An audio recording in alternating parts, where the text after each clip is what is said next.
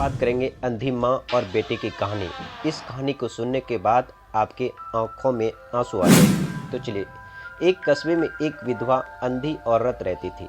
उसका एक बेटा था जिसके पालन पोषण की सारी जिम्मेदारी उसके कंधों पर थी। वह अपने बेटे को पढ़ा लिखा कर एक बहुत बड़ा आदमी बनाना चाहती थी, इसलिए उसने उसका दाखिला कस्बे के सबसे अच्छे स्कूल में किया।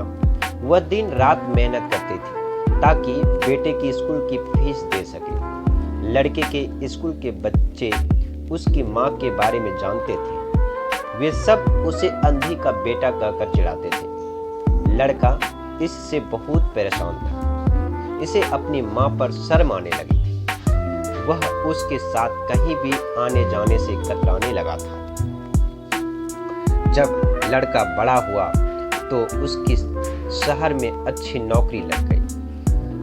उसने अपनी माँ से वादा किया कि शहर में मकान लेकर वह उसे लेने आएगा, लेकिन वह शहर गया तो फिर लौटकर वापस नहीं आया। उसकी अंधी माँ उसका इंतजार कर रही थी। कई महीने बीत गए, लड़के की कोई खबर नहीं आई। कई महीने बीत गए, लड़के की कोई खबर, कोई भनक नहीं आई। अंधी एक दिन उससे नहीं रहा गया और वह बेटे से मिलने शहर पहुंच गई।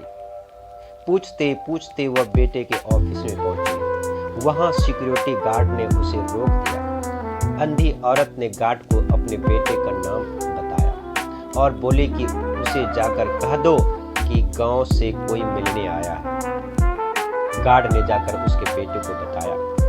बेटे ने ऑफिस की खिड़की से देखा तो उसे अपनी माँ के गेट से बाहर खड़ी नजर आई।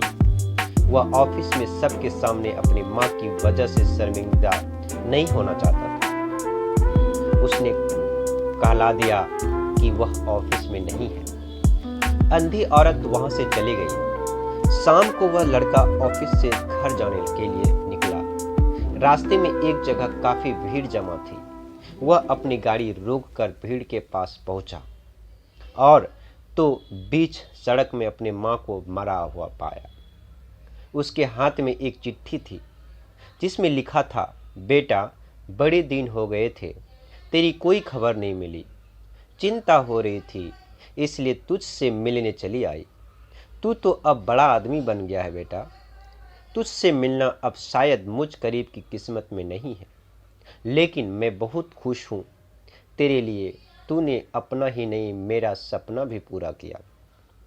मलाल है कि तेरी तरक्की देख नहीं सकती। काश बचपन में मैं तेरी आंखों में सरिया न घुसा होता और मुझे तुम्हें अपनी आंखें ना देनी पड़ी होती, तो तेरी तरक्की अपनी आंखों से देखकर सुकून से मरती।